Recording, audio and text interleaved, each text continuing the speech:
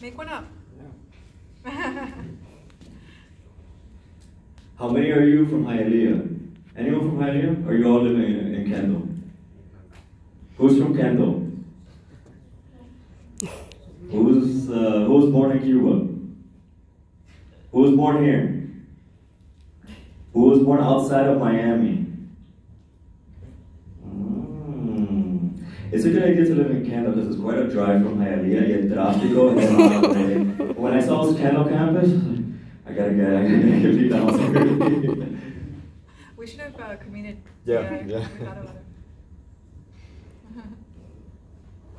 it. For those who were born in Cuba, I mean, we have 4 people up here whose parents came a long time ago. How do you feel having come to the United States from Cuba and seeing the exile community here?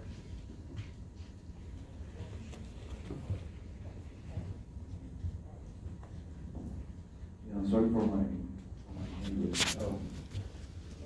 Basically, when you I've been living here for 3 years now, so it's not that much. So when you live in Cuba, they always say the same thing about the Cuban community here.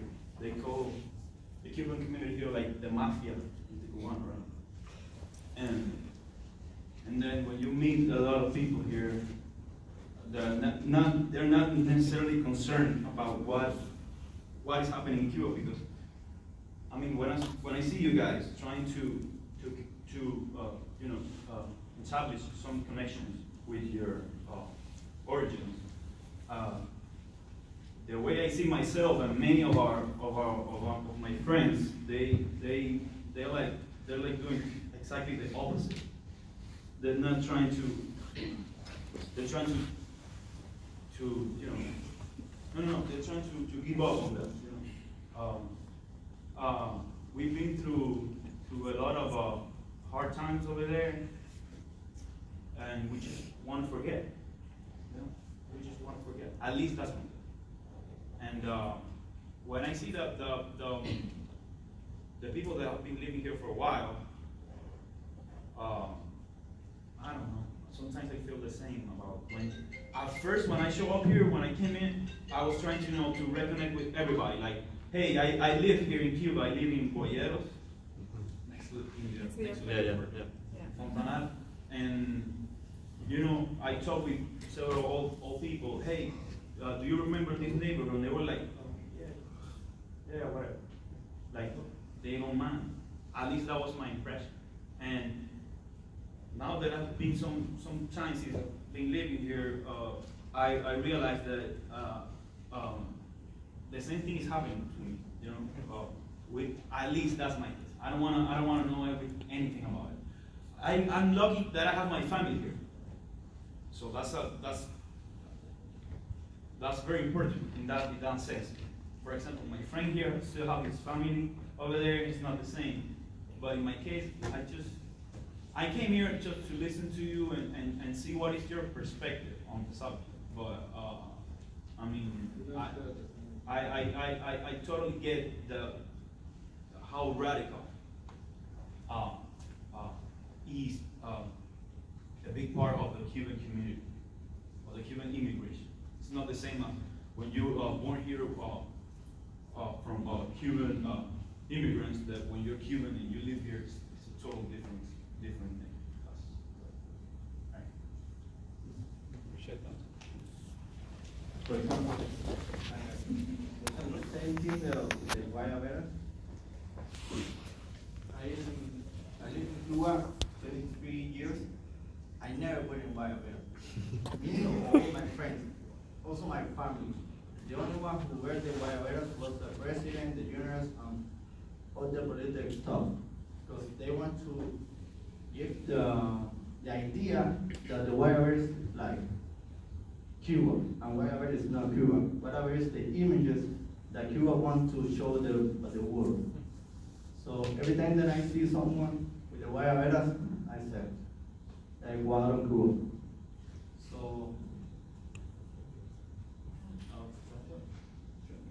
the same. I mean, with all due respect, I totally get your point, your thing. But we were talking about it, about the image of Cuba, you know. It's pretty much when you go to, I don't know, to Paris, and where do? You go to the Louvre, you go to the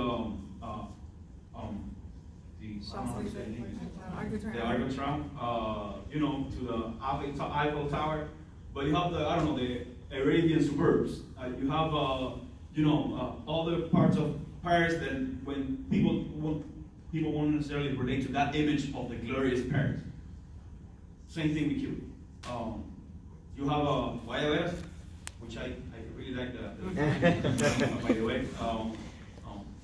You have the Guayaberas, you have the Cafecito, but of course we are more than that. I remember back in Cuba, we have this TV show called Huerta Viva, when a lot of rockers went there and played their music, and they were they always talk about this, they always make this point about what happened when people say, hey, you're Cuban, you should be doing son or salsa or reggaeton. You're not doing Cuban music, right? You're doing rock and roll and punk rock. You know, they were like, hey, this is Cuban rock and roll. This is punk. You don't have to be. You don't have to enclose yourself in certain canon in order to be part of the community. That's what I think of when I see the Guayaberas, the Cafecito. I start drinking a lot of Cafecito now that I've spent. Now you're in college. But before that, I mean, like, my experience with the cafe was like, it's not for me. But that's enough. But the Guayabera, with the Guayabera thing and everything, and everything, and I mean, you know, I don't want to say like a caricature, because it's not that feeling. But it's of course more than that. But I totally get your point, because you feel another way. That's the way of connecting with your urges, and I totally get it, for sure. I mean, I'm not saying that. But no, this is basically the feeling that we got from that project, from your work, which was okay. Good that you're starting from there. But I guarantee, man, there's a lot of things, beautiful things that the Cuban culture can offer you. Besides the song, the salsa, the reggaeton, which I hate. I don't know if you guys. If I can really quickly touch on it, I understand what you're coming from, and I'm going to put it as bluntly as I can, because I don't bite my tongue. There are people on the island that think Americans put a mojito and an umbrella in front of Cuba. That when you think of Cuba, you're thinking of cruise ships, the nice pretty cars, the Hotel Nacional. That's the worry and the concern of the Cuban people, I think, of what the Americans are doing to it. And I completely understand. And that's something that I had to worry about. Am I using the Guayabera as a gimmick? Am I using the Guayabera as a crutch? But, and you kind of caught it. I'm looking at the other side of it. It was something that really caught me off guard, is that cafecitos, empanadas, pastelitos, those things don't exist in Cuba. They're not Cuban, they're Miami. And that's kind of how I grew up, Miami Cuban, until I went to Cuba. Being in Regla, being in San Cristobal, in Viñales, being surrounded by mountains and no power, you realize there's a lot more to it, without a doubt. There's much more to it. I used it as my career. I used the Guayabera as, this is the next 10 or 20 years of my life based on my culture of how I see it. So trust me, I know people in Cuba, I never saw a Guayabera in Cuba. The Guayaberas I saw in Cuba were put together by repurposed fabric, because you can't get fabric in Cuba. The Guayabera is from 4 different shirts put together, and that's what they call a cool hipster Guayabera. But you don't see a nice traditional Guayabera on the street, you really don't. But it's the same as Miami. I tried to sell a Guayabera in Miami to a Cuban, he asked me if it's 20 bucks. My shirts are 100. He flips out, has a coronary, and leaves. So, I understand it's a Cuban shirt, but it's not meant for Cubans, I guess. And that sucks, because that means there's some bitterness inside of you that thinks a shirt, a piece of fabric and cloth, means you support some kind of regime. It doesn't. It means that when you look at me, you already know I'm Cuban. When you approach me, you know you can say hola. You know I'll like a cafecito. It's my way of saying I'm Cuban and super proud of it without having to say anything to you. And I thought that would be easy in Miami, but believe it or not, it's not. California, Texas, love it. Miami, my home, where I thought I would flourish and blossom, is a backdrop for marketing, but it's where I connect to the people on the streets. It's the artists I connect to. It's the events that I go to. It's the organizations like this that mean more than anything. So really quick, there was two funny connections. The first time I went to Cuba was in 2015. I was hired as a tour guide with an Australian company. El primer lugar donde yo me quedé fue en Oaxaca, en Boyero, o Pantanal. Eso es en Pantanal. 2 miles away from home. Yeah. Literally in the middle of nowhere, Havana, suburb Havana, in a small place, in a little bathroom that had no door, y un cubito, you know? I'm an anthropologist at heart, so I respect and I admire and appreciate you expressing Cuban complexity.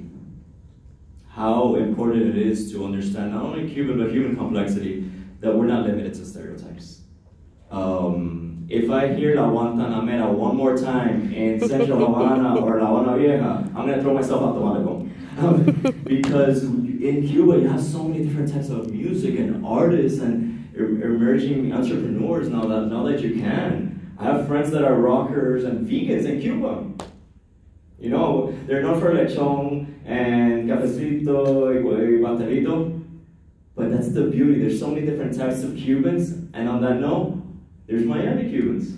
And there's different types of Miami Cubans, and there's different decades and generations of Cubans that came to Miami, and you feel very different from how my family feels, or how my friends felt when they came in 2000. Cada cubano es diferente, y al fin, we're all different. But that's the beauty, because we have a common thread, which is our roots in the island and even Miami.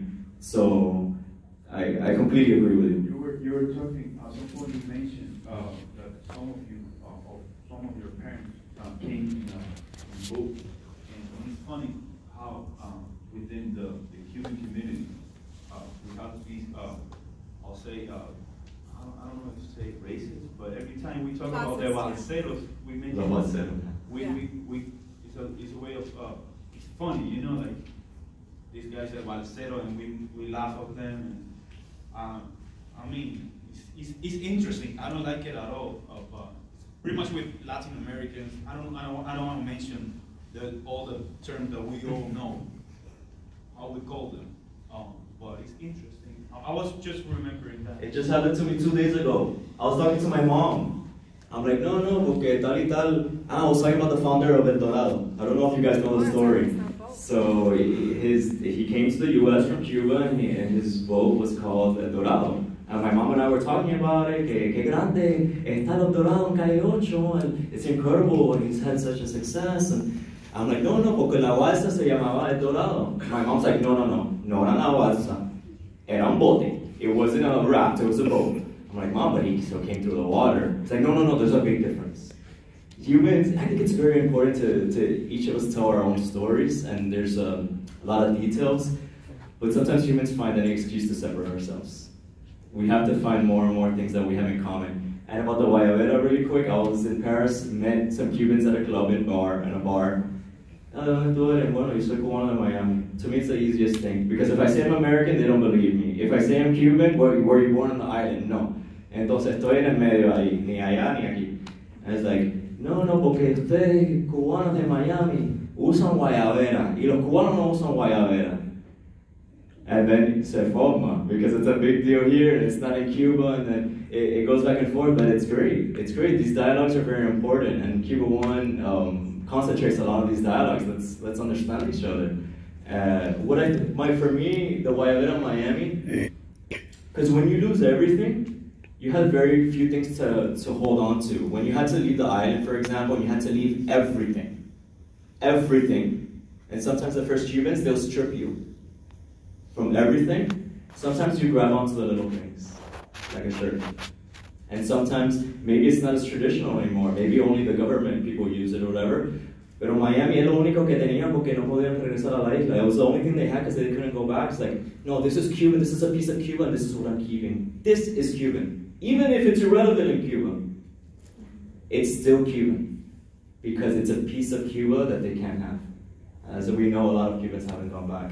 So for me, that's definitely a big symbol of Miami Cuban culture. And who knows, maybe it goes back, maybe it doesn't. I am interested to know what Cuba invents on its own, out of different influences. And then ex-rockers. I've gone to a rock concert in Cuba, it was a blast. I don't want to see salsa ni reggaeton, menos. But yeah, it's understanding the complexity of culture and how culture does go back and forth. The last trip I went to Cuba, I worked in a convent with seminary students. I took them una caja de pastelito de guayaba y queso from Vicky Bakery in Miami to Cuba. I said, by the way, estos sí son pastelitos directamente de Hialeah. No, que los pastelitos son de Cuba, estos son los reales. He tried it, like, no, estos sí son pastelitos. So, I think we have to worry less about what's real and everything, and just exchange and see what you prefer, and let it grow organically. Well, thank you everyone for coming. I know we just went a little bit over, but we'll stay up here for anyone that wants to come up and talk, ask questions about Cuba One or any of the projects that you've heard today. Put up our website and social media accounts. We've had over 5, I think, Miami Dade alumni go on our trip so far, and we'd love to have more people flying, so please reach out. Thank you very much. Thank you.